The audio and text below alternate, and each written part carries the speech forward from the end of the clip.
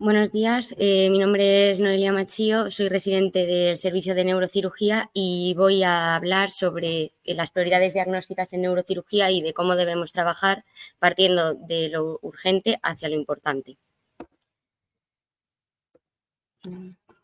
Para ello voy a valerme de este caso. Es una mujer de 46 años que como antecedentes de interés pues presentaba migraña desde hace 10 años sin aura y que normalmente controlaba bien con su medicación habitual.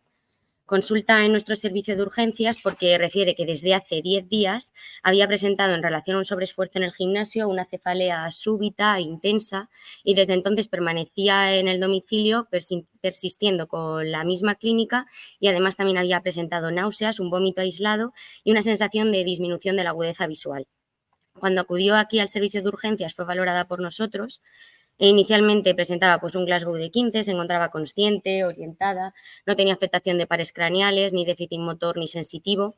Sí que a la exploración a la marcha presentaba una inestabilidad subjetiva y además también refería sobre todo una cefalea de predominio hemicraneal izquierda, presentaba también sonofotofobia y además una leve rigidez nucal. Con esto nosotros lo que tenemos que pensar es que tenemos una paciente con unos antecedentes conocidos, pero que realmente la cefalea que ella cuenta puede presentar unas características diferentes a su habitual y sobre todo lo que tenemos que hacer es analizar esos signos o síntomas de alarma que nos tienen que poner en sobreaviso. Estos serían, para empezar, que la paciente comenta sobre todo una cefalea que ha sido más intensa de lo que suele presentar normalmente, que ha sido súbita, que se acompaña de vómitos, que ha sido en relación a un sobreesfuerzo. Niega además también que haya tenido un antecedente traumático previo y además también ha sido diferente a su cefalea habitual. Y esto también para nosotros es importante porque los pacientes migrañosos suelen tener un buen conocimiento de cómo son sus cefaleas habituales. Por tanto, recapitulando, nosotros tenemos una serie de síntomas que irían a favor de un ataque de migraña, pues que sea una cefalea hemicraneal, que se acompañe de sono y fotofobia y el agravamiento en el ejercicio, ojo, porque es verdad que suele ir a favor de migraña, pero en este caso la paciente sí que relataba que había sido muy relacionado con un sobreesfuerzo, ese debut súbito, no que se agravara, sino que comenzó a raíz de ello.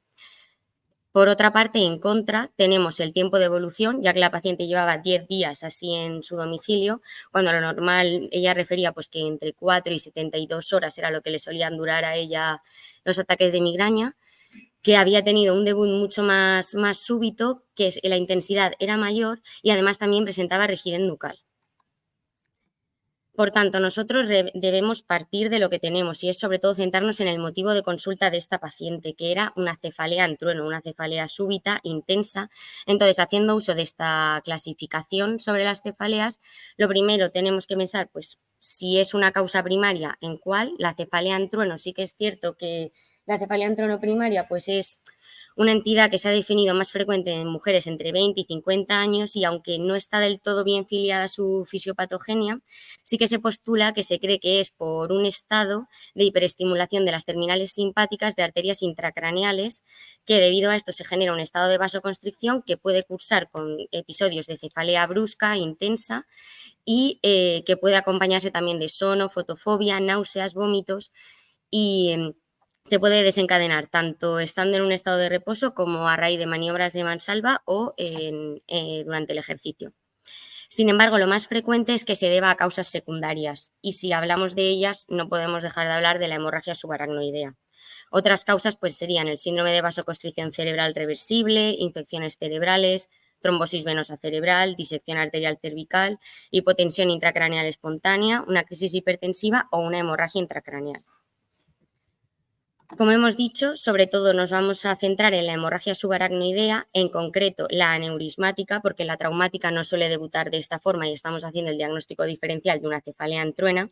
Y la causa secundaria más frecuente de la cefalea en trueno son las hemorragias subaracnoideas aneurismáticas.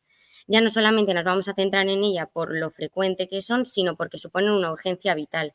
Es una situación grave en la que hasta el 5% de los pacientes fallecen incluso antes de llegar al servicio de urgencias o antes de que se les pueda realizar la primera prueba diagnóstica.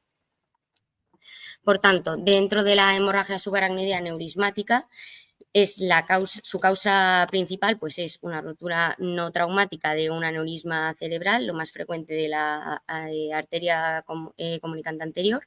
Esto, el otro 10-15% de los pacientes pues suele ser una hemorragia subaracnoidea difusa. Entra dentro de este grupo la perimesia encefálica, que al hacer pues, los estudios con el angiotac suele ser negativo y son de mejor pronóstico. Aparte de la urgencia vital que suponen, es una patología típica de gente joven. Hasta el 50% son menores de 55 años cuando debutan. Luego, a lo largo de los años, pues aumenta también la incidencia, pero sería por factores de riesgo, principalmente pues hipertensión arterial, el alcohol y, muy importante, también el tabaco. Aunque ya lo venimos hablando, pero es relevante remarcar la clínica de este tipo de patología. Hasta un tercio de los pacientes únicamente van a presentar cefalea, una cefalea que, aunque la definan como una cefalea muy intensa, que los pacientes suelen decir que es la peor cefalea de su vida, el criterio sobre todo más específico sería la forma tan súbita que tiene de presentarse. Tampoco es infrecuente que asocien náuseas, vómitos, que pueden tener una disminución del nivel de consciencia. Y la focalidad neurológica pues depende un poco, se puede producir sobre todo por 3 mecanismos. Puede ser lo primero, por una compresión de un par craneal, como por ejemplo en el caso de los aneurismas de comunicante posterior, que producirían afectación del tercer par. También puede ser por la propia hemorragia, que en función de si afecta a parte de parénquima cerebral más o menos elocuente, puede tener pues una sintomatología u otra. Y también se puede producir en sí por el momento de la ruptura del aneurisma, se produce pues una vasoconstricción aguda que genera una isquemia focal, y esto puede también tener pues una serie de síntomas neurológicos en función del territorio. Tampoco es infrecuente que debuten con crisis comiciales, esto sería sobre todo en aquellas hemorragias subaracnoideas que afectan a la corteza. Y luego también hablar de la rigidez nucal, porque también es un síntoma que suelen presentar y se produce sobre todo por esa irritación meningia al haber sangre en el espacio subaracnoideo. Aquí tenemos 2 escalas clínicas que hablan sobre la gravedad de la hemorragia subaracnoidea, y aunque tenemos la escala de Hunt-Hess, la más frecuentemente utilizada a día de hoy es la de la Federación Mundial de Neurocirujanos, que como vemos valora pues 2 ítems, sobre todo la escala de Glasgow y la ausencia o presencia de focalidad neurológica. Pues bien, ahora que hemos hablado sobre todo de la clínica, lo más relevante es ver cómo manejamos este tipo de patologías, sobre todo en urgencia, dada la gravedad de la situación que podría tener. Para empezar, si nosotros tenemos la sospecha de una cefalea en trueno, lo primero en lo que tenemos que pensar hasta que se demuestre lo contrario es en una hemorragia subaracnoidea. Para ello, la primera prueba que se tiene que solicitar es un TAC craneal. Si en ese TAC craneal se demuestra que hay hemorragia subaracnoidea, se debe solicitar un angiotac.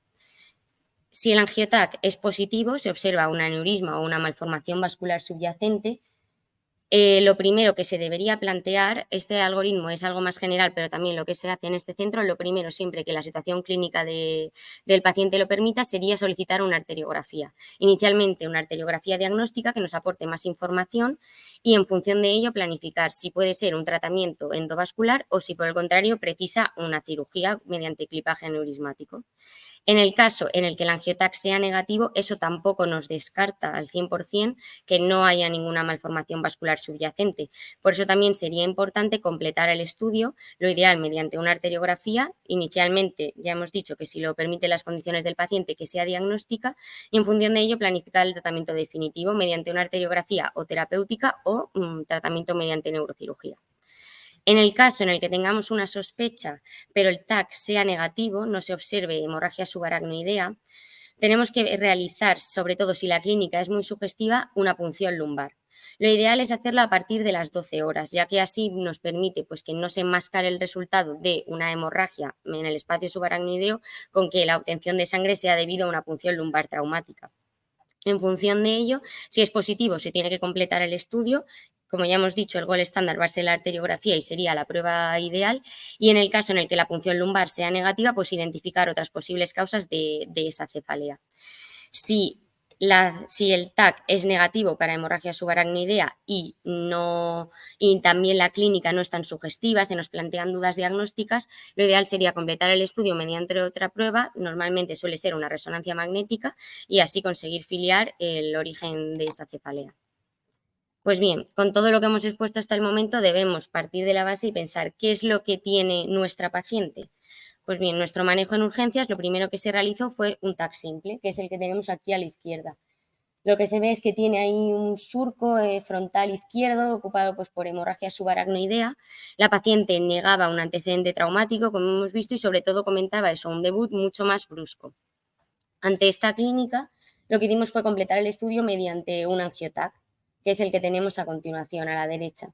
Ahí se descartaron malformaciones vasculares subyacentes, pero sí que parece que se ve una lesión que está bien delimitada, convexa hacia el parénquima, que captaba contraste en la fase venosa. Con todo ello y con que la clínica pues, no nos parecía del todo sugestiva, se decidió ingreso para completar estudio. El estudio se completó mediante una resonancia, que es esta. Y esto es lo que nosotros vimos, una lesión homogénea que parece más bien dependiente de las meninges, que se ve sobre todo como esta captación, ¿no? Como esta extensión en la cola dural que presenta la lesión, y además también vemos su localización. Con todo esto, se llegó al diagnóstico de meningioma, que es el tumor del sistema nervioso central benigno más frecuente, pero en concreto dentro del meningioma es un subtipo menos común, que es el meningioma en placas, suele ser entre el 2 y el 9%. Es más frecuente que sea en mujeres y aunque sea un grado 1 de la OMS porque es un tumor benigno, pero sí que pueden tener un comportamiento local agresivo. Su localización más frecuente es en la región esfenorbitaria, aunque también se puede desarrollar en la convexidad, sobre todo a nivel temporal e incluso hasta el agujero magno.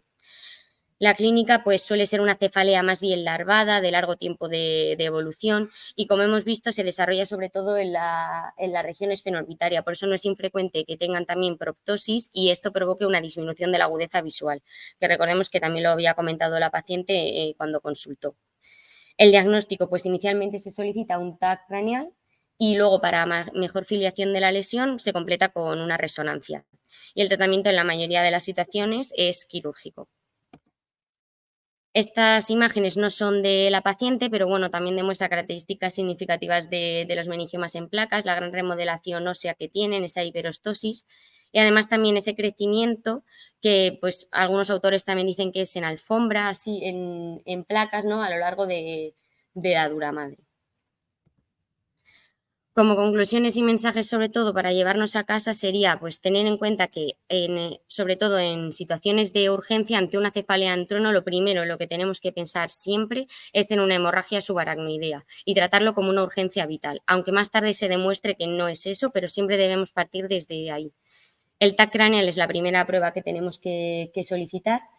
Y es una situación que tanto por la importancia, sobre todo, del manejo urgente que tiene y las implicaciones que puede tener incluso en la fase aguda, pues supone un gran reto no solamente para neurocirujanos, sino neurólogos, radiólogos intervencionistas, anestesistas, intensivistas, y que recordar sobre todo la importancia de partir para descartar situaciones urgentes y de ahí ir avanzando hasta lo importante. Gracias.